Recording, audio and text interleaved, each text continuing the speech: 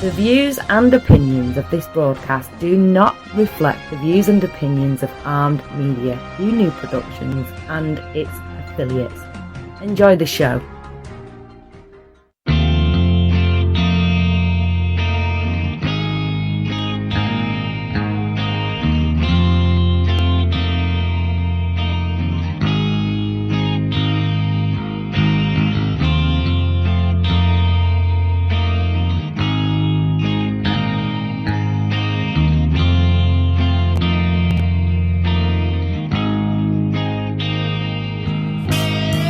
Hey guys, thanks for tuning in. It's Tuesday night. You're listening to Armed Radio. I'm Daniel Sanders, and joining me as always is Rod Burks, and this is 2AT Second Amendment Talk.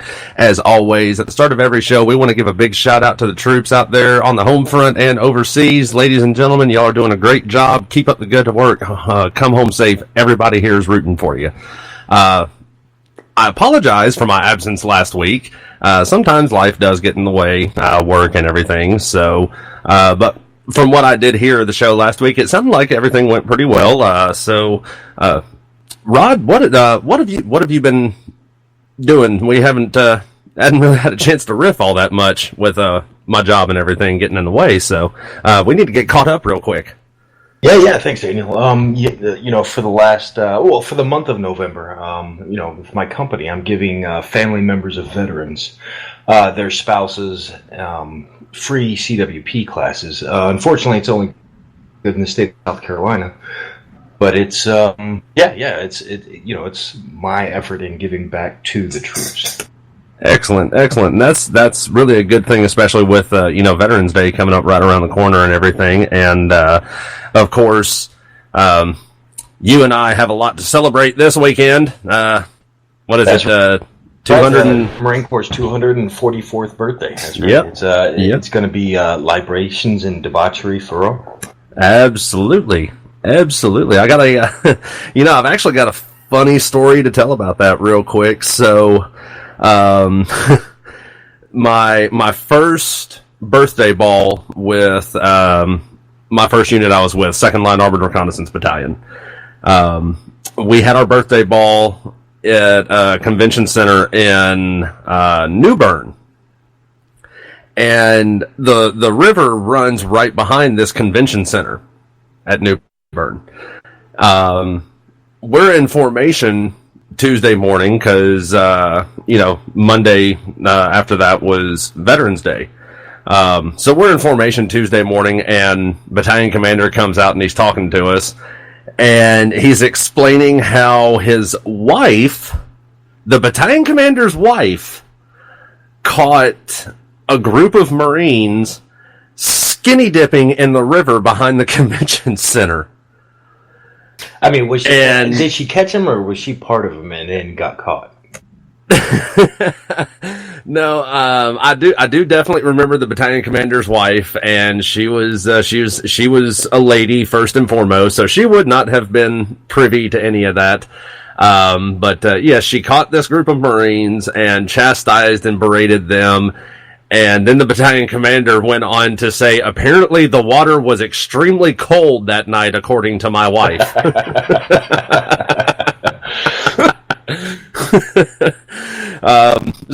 And that's usually. I wish I had a funny ball story like that. Most of mine are incredibly embarrassing. I remember my first officer or ball as an officer in Okinawa, Japan, and as an officer in 3rd Marine Division Combat Assault Battalion, I had to go to 3 balls in the same year, which I'm not complaining. It was a great time, kind of expensive, but. I remember seeing a young Marine. Obviously, he had overindulged, and he had that look on his face like he was going to throw up, and everybody panicked because and man, you talk about adapting and overcome. He opened the sleeve of his dress blues and threw up down the arm of his dress blue uniform, and I was like, wow, that is motivating.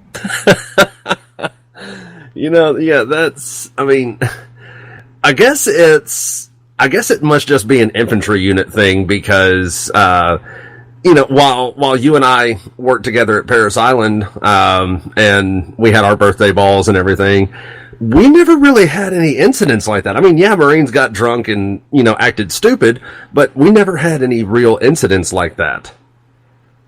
And well, I mean, if you were with the RTR, the Recruit Training Regiment, they were pretty lame as far as balls go. But I think the ones we had with H&S Battalion were much more relaxed and a lot more fun. At least the after parties. I remember the executive officer talking about how he had 2 women in his room, and anyway, it's a long story. I'll tell you some other time. But yeah, and that's the thing. I've never really been one for mandatory fun.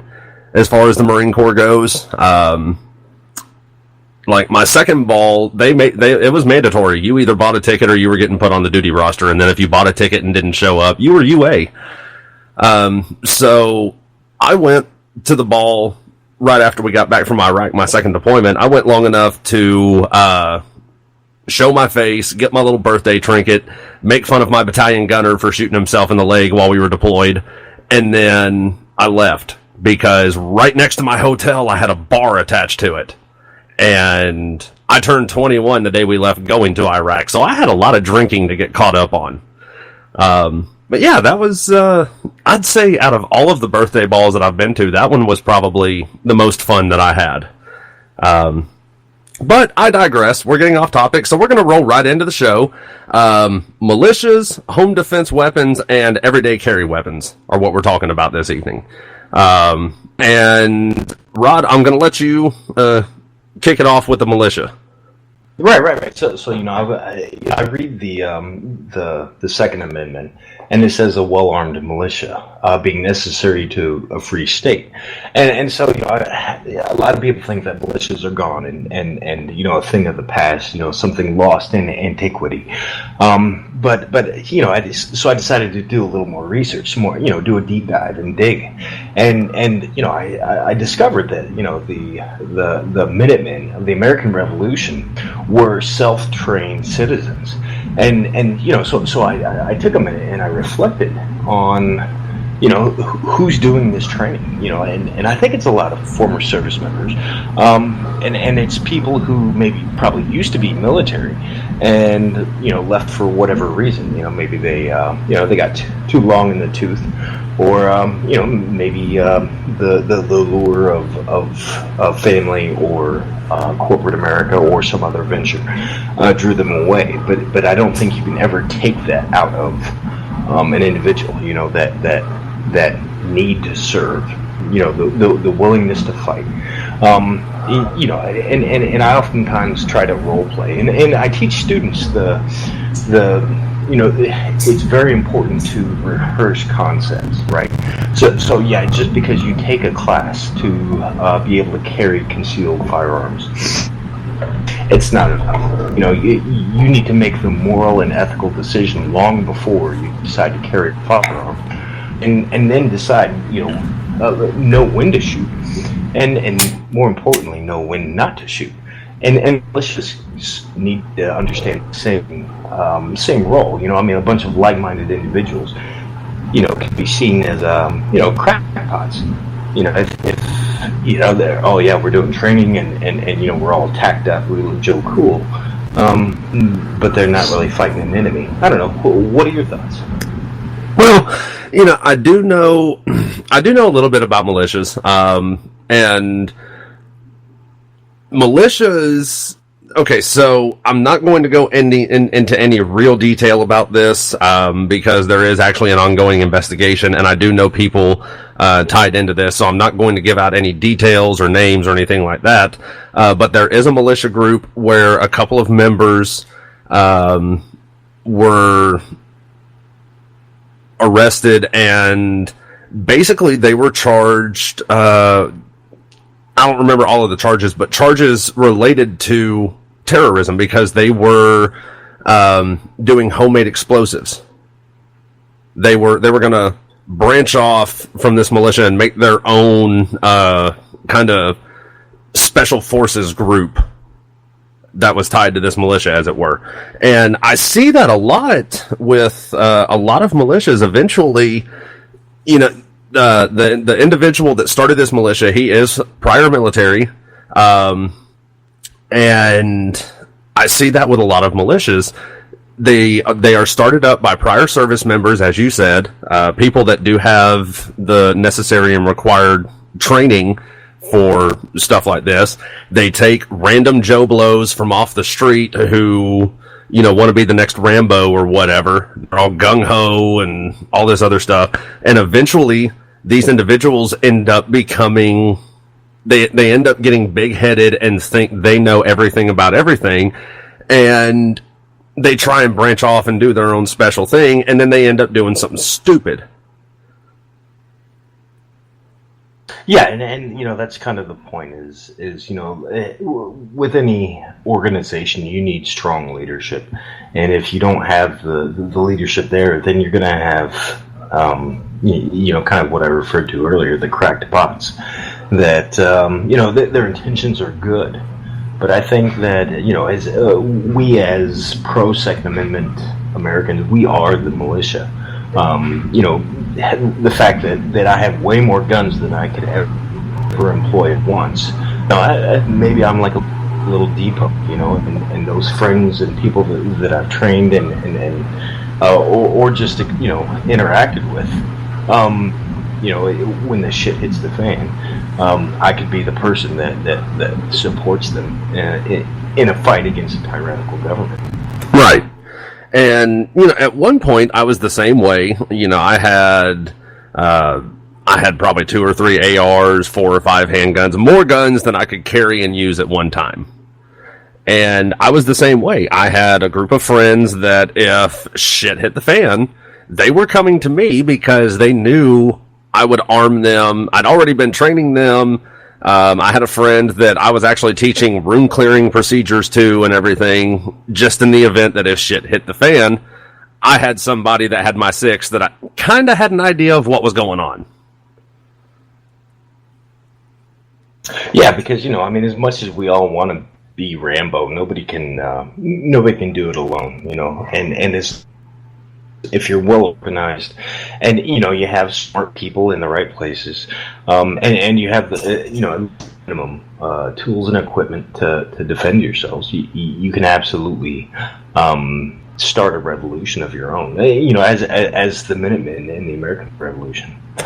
Yeah, absolutely. Of course, you know, we're not necessarily promoting or pushing that kind of action right now, but we're just pointing out, yes, with the proper tools and training and leadership, it is possible. But yeah, right. And by no means am I advocating that people rise up against our government. I'm just you know, I'm a planner. You know, have a plan. Even a fucked up plan is better than no plan at all, I like to say. And I probably stole it from somebody I met in the Marine Corps a long time ago. But if nobody's thinking about it, if nobody's, you know, anticipating the needs, then nobody's going to be ready for it. You know, 9/11 is a perfect example. Yeah, absolutely. We were just flat out caught with our pants down on 9/11. 100%. Yeah.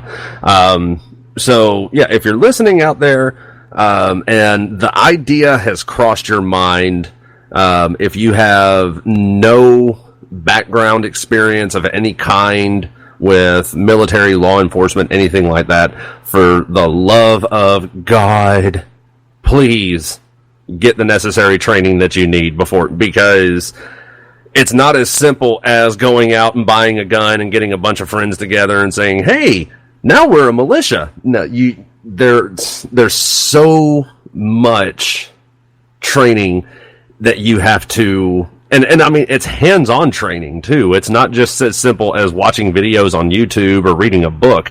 It is 100% prac out, hands-on training that you have to do. Yeah. Rehearsal is a concept to develop that, you know, in immediate action drills, you know, so you have that muscle memory. And that's absolutely not something you can get from a video. It's, you know, it's fun. I teach classes on Tuesdays and Thursdays called Trigger Therapy.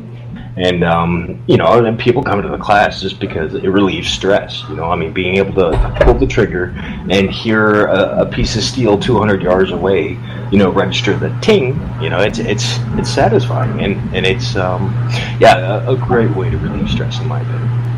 It is. I agree. I would liken it to, like you said, hitting that steel target at 200 yards, that sound that it makes. I would liken it to hitting the perfect golf shot, which, me personally, I don't think there's any such thing as the perfect golf shot, but something close is that real clean kind of whipping sound. You know how, like, when you whip a stick through the air and you get that sound that comes off of it, and just that real clean, crisp smack of the ball off the face of the club. It's real similar to that. Because those, you know, I've only ever played putt-putt very well, and even that I lose a lot. But you know, a friend of mine, Randy, he's as country as they get. He told me once that golf was kind of like fly fishing. It helps to be a little bit gay. I mean, I don't know if he plays golf or not, or fly fishes, but that, you know, I had to give credit to him. Oh man, I don't want to say I feel offended, because then that's going to lock me in with a whole different group of people, but I kind of feel offended by that. Well, I mean, if you're not any good at golf, then you know, there's your out. Yeah, I guess I need to take it because I'm horrible at golf, but be that as it may. So, but yeah, absolutely, it is very, very therapeutic. Because I've taught classes myself. I've had individuals that I take out to the range, just one-on-one. I don't teach, you know, full-on classes like you do, but I just do one-on-one instruction with people, just as a hobby more than anything, because I want people, especially if they come to me saying, hey, you know how to do this, will you teach me? Absolutely, I will teach you, because you want to learn, you want to have the knowledge, and I want you to have the knowledge. You know, and that is by far, I think, the most important thing that any listener could do is, you know, if you're comfortable with firearms, you know the safety rules, you know, introduce it to somebody that wouldn't otherwise have ever, you know, they may be jaded by what they hear on TV, or they may not have an opinion at all because they've never encountered firearms. But if you get an opportunity, you know, somebody's like, hey, you know, let's do something, let's hang out, why not go to the range or go out to a place that's safe to shoot, buy a few targets or some beer cans or soda cans or whatever, and and teach somebody the fundamentals of shooting. Even if, you know, you don't have to be an expert. You know what they say, those that can't do teach. That's why I teach. So yeah, and a lot of what I do when I'm teaching people, especially somebody who has never handled a firearm, does not know the weapon safety rules, I'll spend about 20 minutes when we first get to the range going over the weapon safety rules. I'll have them say it back to me over and over and over and over again until I know for a fact that they know the rules. And then I'll go over the various parts of the firearm, the important parts. You know, you don't have to worry about what this retaining pin is or anything like, but the important parts, how the firearm functions overall. And then we get into just basic marksmanship. I'm teaching people how to properly hold the firearm. I'm teaching them how to properly stand and position their body in relation to the target and everything.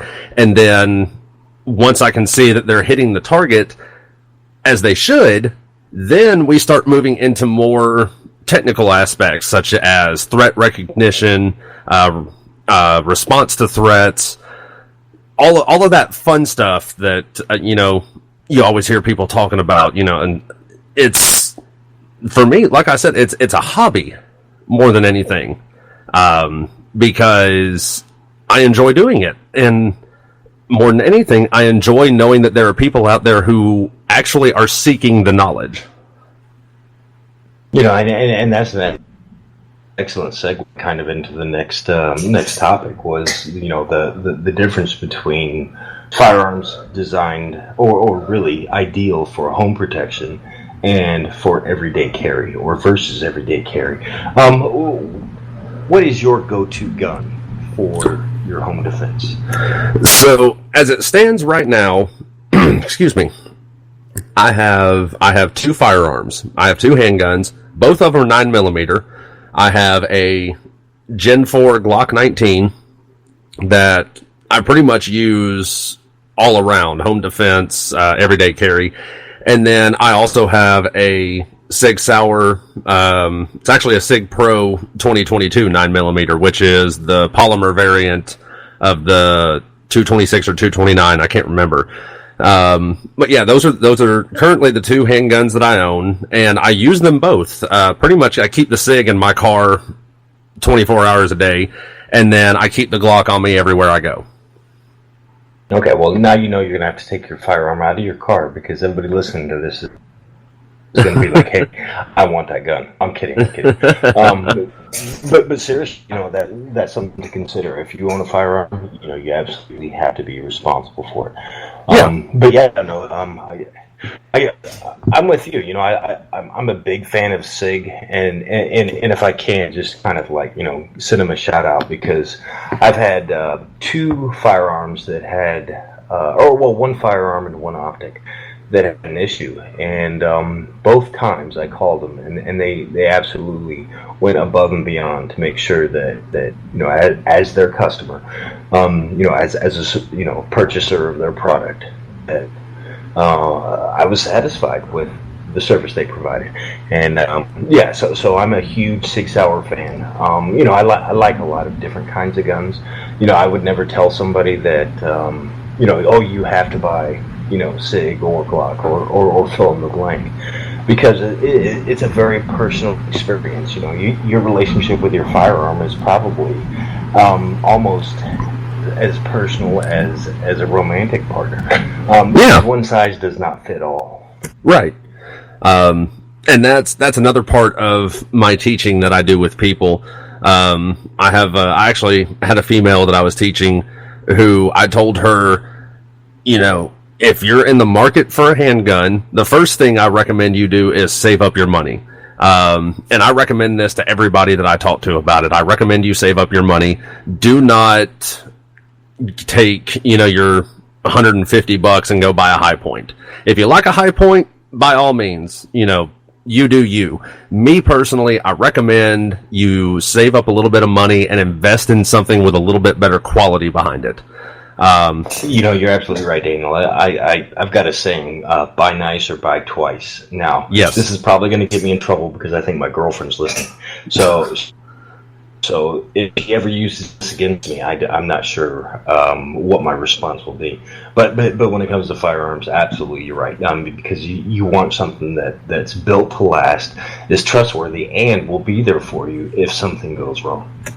Yes, absolutely. So what I do with everybody is I offer to go with them to a reputable gun dealer, and I will go over various firearms with them that they have, various handguns, and I will actually let the person that I'm teaching get hands-on with the firearm, and I'll ask them, which one feels best for you? You set the price point where you got to be at, say $400. Okay, so we're looking $400 or less. Well, there's a lot of options out there for $400 or less that, is decent quality.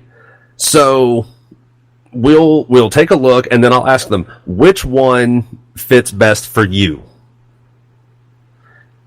I'll go over. I started this business, and I think I've mentioned it in a previous show, just so I can buy guns and use it as a tax write-off. My next purchase, and I don't know if you've seen this, the Sig Sauer 365 SAS.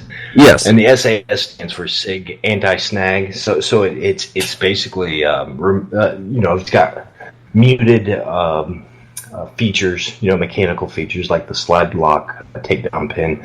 The front sight is absent because they basically embedded the sight into the rear slide, so that the gun is very smooth. Now I've held 365 and it's kind of small for my hand, but I want to buy one just so that my class, I have students that can try it out, and I'm kind of excited because it was rated as was 2019's NASGW POMA Caliber Award for the best new handgun. Now, I don't know what that acronym stands for, but it was in an article on AmmoLand.com. If you want to learn more, go ahead and check it out. So what was? I'm curious myself. NASGW POMA. I'm curious. You got a good listener because I said that once and you picked right up on it. Good job. Yeah, I'm curious as to what that is. Okay, so NASGW appears to be a company in and of itself because I'm on their website right now, nasgw.org. Yeah, in the article it says National Association of Sporting Good Wholesalers is the NASGW, and the POMA is Professional Outdoor Media Association. Okay, so that sounds like a. I mean, me personally, I've never heard of NASGW, but that sounds like it could be a pretty prestigious award right there. Yeah, and who knows? It could be a SIG spin-off company in media. So I don't want to give them too much credit. I actually want to get the gun, and I want to test it out myself. Like I said, I wasn't satisfied with how it felt in my hand, but I still want one so that when a student comes to class, they have options because everybody will bring, like, for example, a 38 special revolver because somebody told them to get it. And in my opinion, unless the target is 3 feet or less away from you, that's a terrible gun unless you're an expert. It's really hard to shoot. The trigger pull's heavy. The sight radius is short. Really hard to be accurate with it. And if you're a woman, you like your nails done, having your thumbs in the wrong place, it can scorch your polish. So nobody wants that, right? Yeah. I mean, you got to look good when you shoot somebody. Absolutely, I agree. Or when you're shooting at a target, I'll say. And after you're done shooting too, if you got to go back to work. Yeah, absolutely, I agree 100%. And I'm the same way. I've wanted you don't for like a your longest nail polish to get scuffed or what? No, not at all. I mean, who does? Who does? No, for the longest time, I always wanted an FN57. I'd shot one. Stop it. Yeah, my penis can get so red. I'd shot one when they first came out, and then I went years without having even handled one. And then so I went by a local gun store, and they rent out firearms and everything. One of the ones they rent out is the FN57. So I bought a box of shells. I did the rental. Took it into their firing range, and I still want one. I don't have $1,400 on hand to go buy one right now, but I still want one. That would be a steal. I've been looking at FN57s for a long time. I actually broke down and bought the PS90 that fires the 5.7x28. Yeah. Just because it was like $1,800 with a red dot, and it's absolutely a dream to shoot, but. After I bought the ammunition, I realized that it's expensive. It's 53 cents a round right now on the website, or one of the websites I use. And I thought, I'll reload. However, the problem is, as soon as you clean the brass, you remove the coating that is proprietary, that FN's not telling anybody what it is, and every round will jam. So they've kind of stuck it to me, in the sense that, now I've got to buy their ammo, and I can't make it myself at a discount. I wonder, because I have a brass tumbler, and I don't do reloading. I actually bought a brass tumbler because I was making some other little homemade projects like tire valve caps and earbuds and all that other stuff. But on top of buying the media for the tumbler, I also bought a bottle of Brasso that, as it's tumbling, I put a few squirts, liquid Brasso. Bought a can of liquid Brasso, put a little bit in there while it's tumbling. And when they come out, on top of them being cleaned and polished, they're also really, really slick. So, that might be something you could try in the future if you wanted to try that. Yeah, absolutely. I'm willing to sacrifice my firearms for the sake of the show and for the sake of information. What I'll do is I'll reload using your technique that you recommend, and maybe some others too, and see how it works out. I'm all about trying to save a few bucks. That could be the secret ingredient right there. Because like I said, the casing is really, really slick. And that, like I said, that could be the secret ingredient. Who knows? But yeah, it's as simple as, and I don't even buy actual media for the brass tumbler. I just go to the local pet store and I buy, reptile bedding. Wait, what? That kind of real coarse, almost like sand. It's like crushed walnut shells or something like that. That's essentially the same thing as the tumbling media. Huh. Well, I'd like to compare prices. I'm gonna absolutely research that because I've been experimenting with different kinds of media, from the walnut shells to corn media. The only problem is the walnut shells it's treated with something, so obviously it's giving me much better results. But if I add the Brasso to the corn media, I wonder if it will surpass the walnut. It could absolutely. And, when we get off here, I'll go out there and look and see what the reptile bedding is that I use for it. But yeah, I bought a like 10-pound bag of it from the pet store for like $12.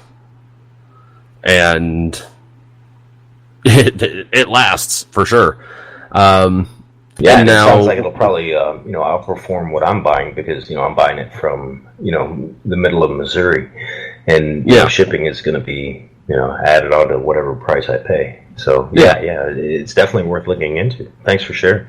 Yeah, not a problem. And same thing for our listeners out there too. If you do any reloading, might be something to consider for y'all too. So, but we're going to move on forward now. So, we've talked about militias. We've talked about the weapons for home defense and everyday carry and everything.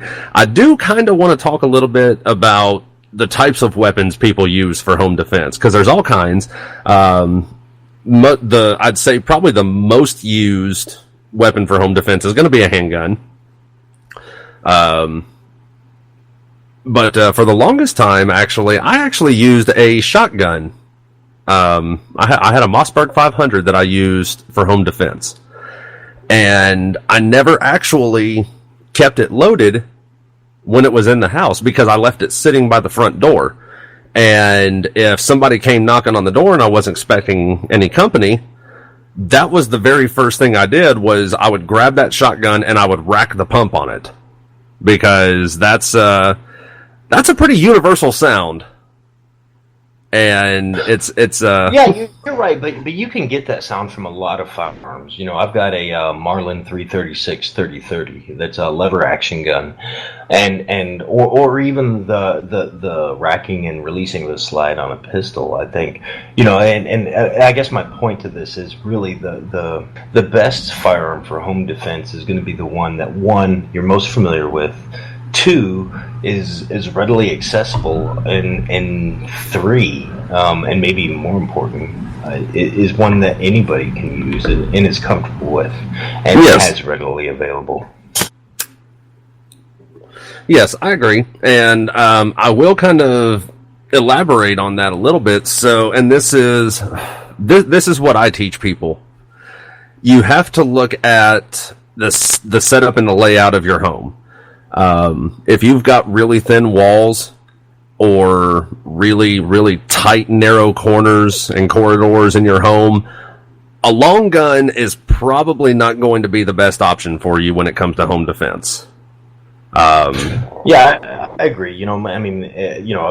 A deer rifle 308 AR-10 can actually create more damage than what you need.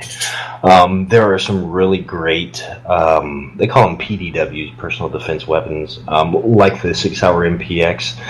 Is actually one of my all-time favorite guns, and because I can suppress it. It's got a 30-round magazine, and I've got clients of all ages, from 7 years old to 71 years old, and if they have trouble shooting a handgun, or racking the slide, the MPX is the gun I go to, because it has all the furniture or the mechanical devices like an AR, but it's multi-caliber. Right now, it's only available in 9mm, and so and with the 9mm rounds, you can get all sorts of you have tons of options, and they're readily pretty affordable.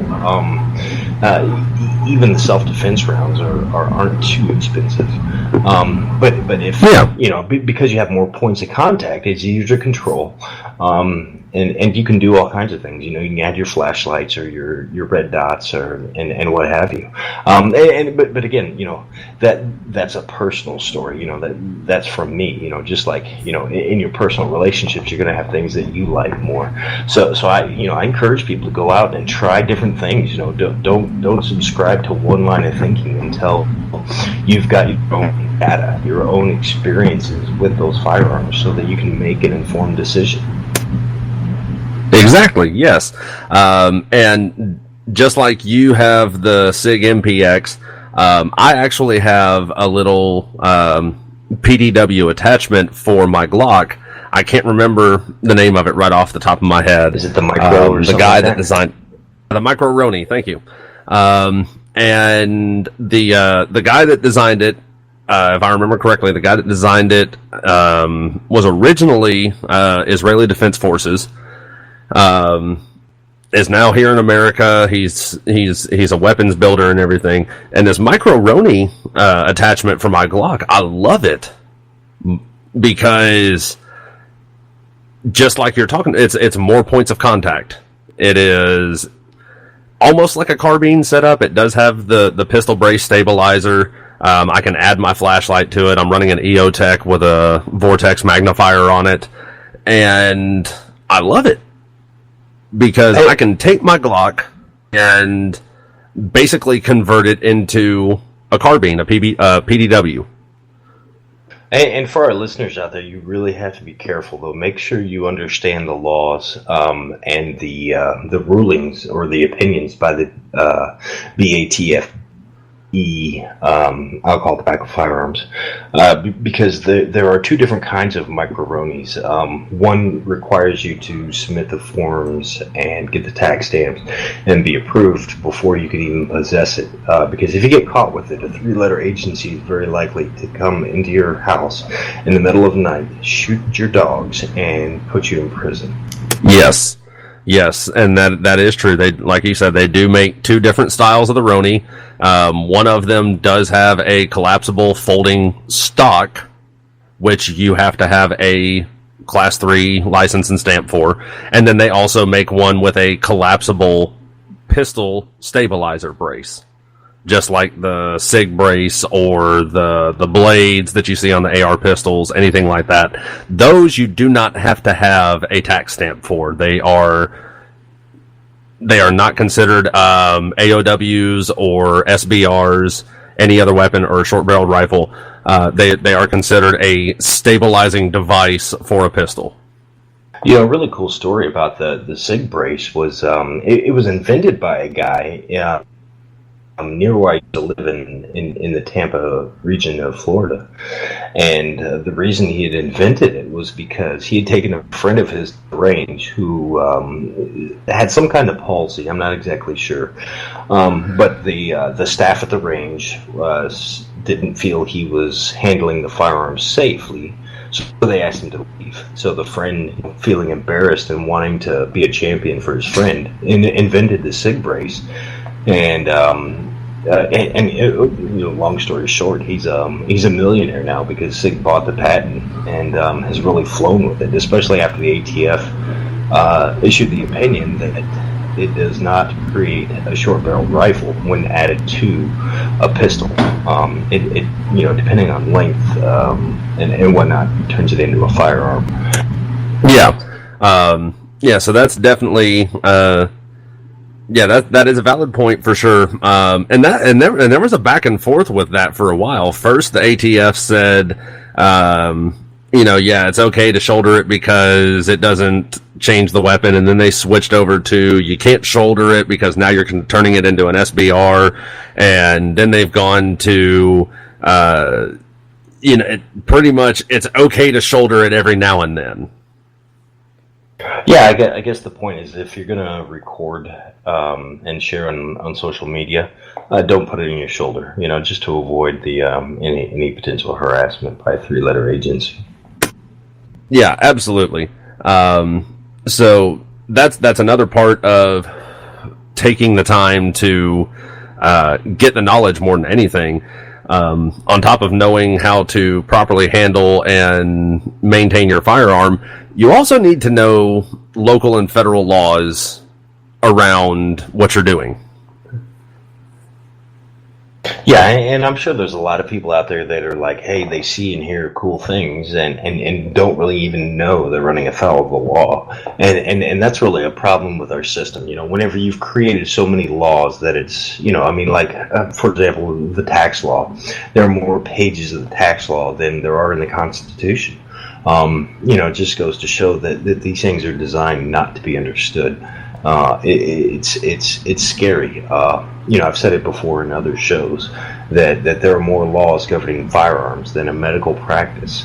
So whenever I hear politicians talk about more gun control, more laws, more anti-gun stuff, it just makes me shudder because there's already so much to try to keep up with that it's almost like they're trying to make everybody who enjoys the sport or firearms collecting, whatever, trying to make them all criminals, and that's exactly the wrong way to go about it.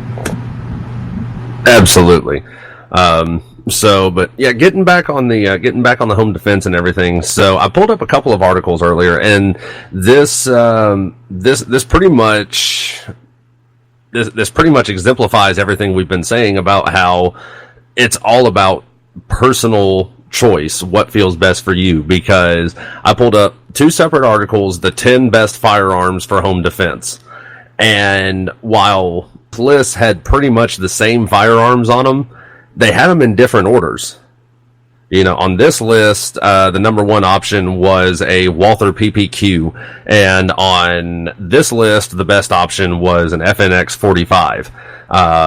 So it's really all boils down to personal use, what's best for you. However, you can really essentially break it down into groups. So shotguns. Pretty much any kind of shotgun would be good for home defense, provided you don't have, like I said, really tight corners or small, narrow corridors to have to navigate, because the last thing you want to do is be, knocking your gun around corners and have the gun accidentally discharge or anything like that.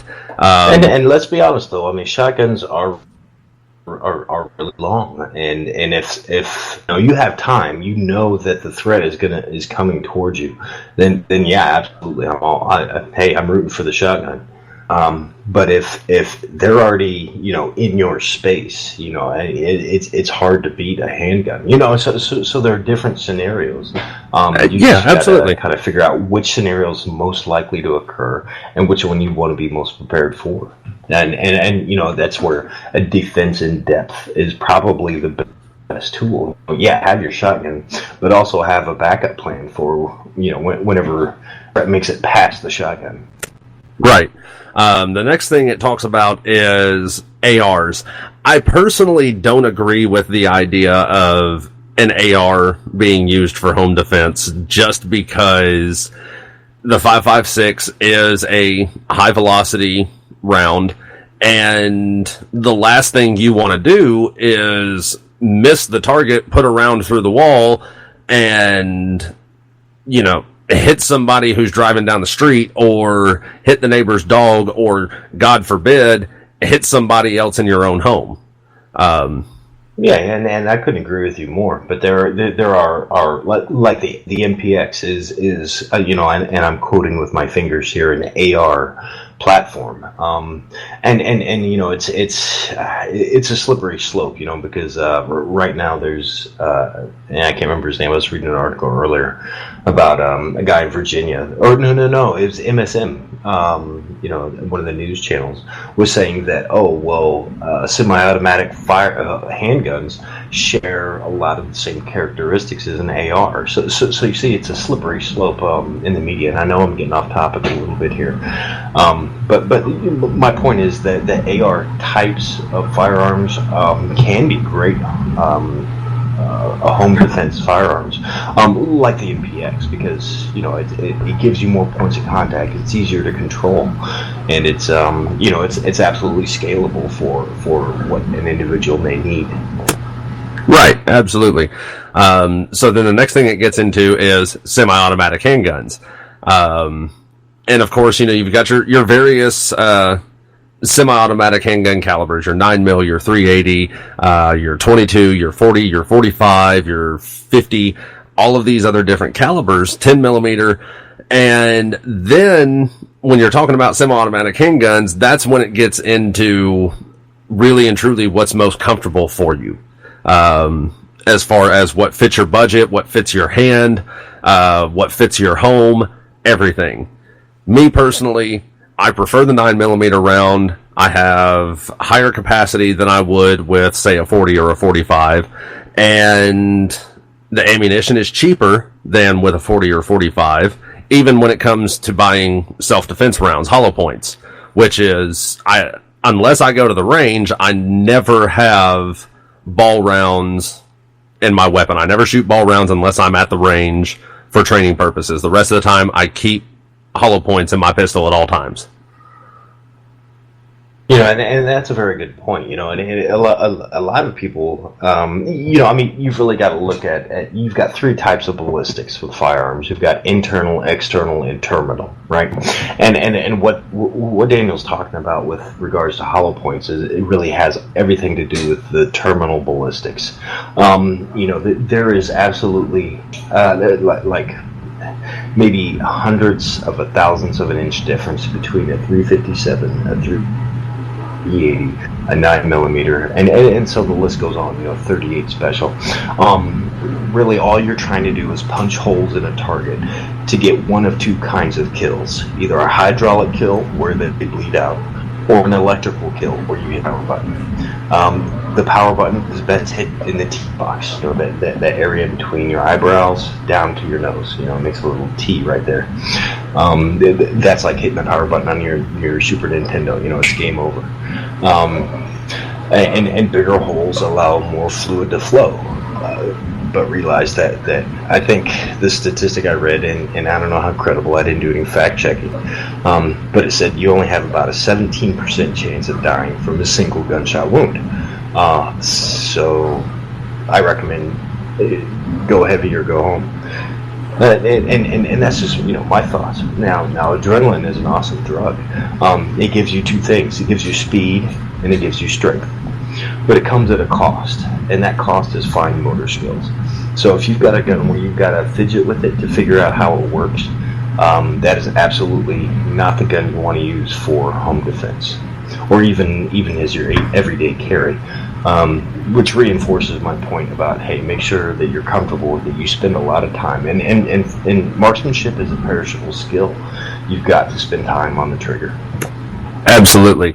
And that's another one of the things that I teach people when I take them to the range, is the difference between gross motor skills and fine motor skills. For example, using the slide stop to release the slide is considered a fine motor skill.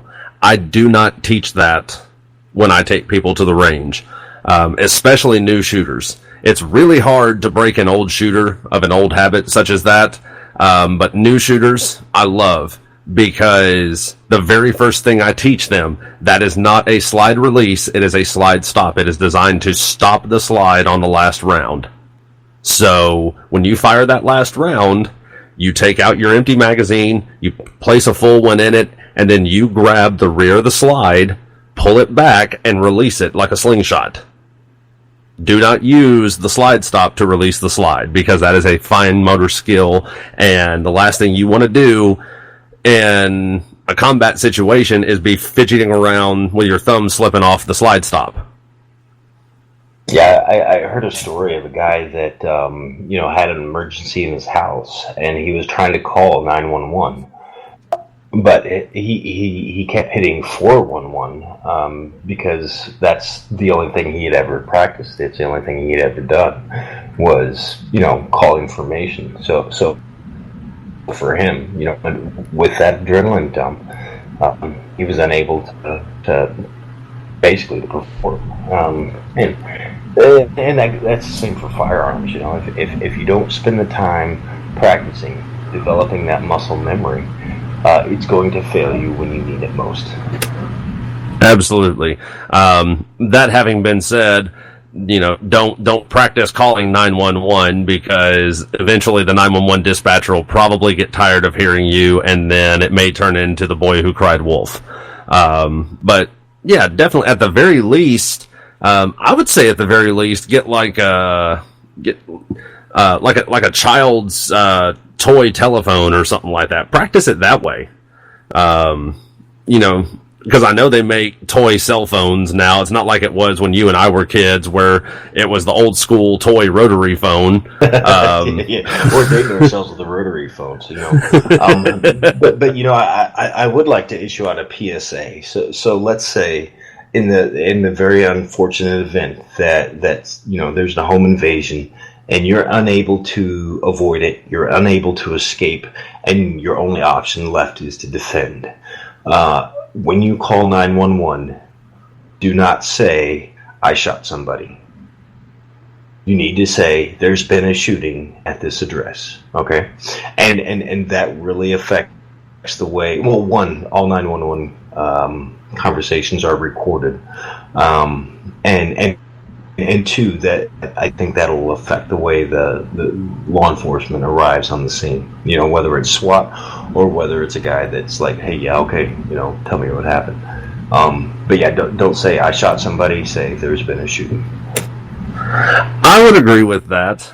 That's another thing to do right there. Go to Walmart, buy the toy cell phone, practice dialing 911, and then practice saying, "There's been a home invasion and there's been a shooting," and then give them the address and just wait for backup to arrive. Yeah, absolutely. And these things, you're absolutely right. You need to practice, because you don't want to be left, flapping in the breeze trying to figure this stuff out when it's too late. Yeah, absolutely. I agree.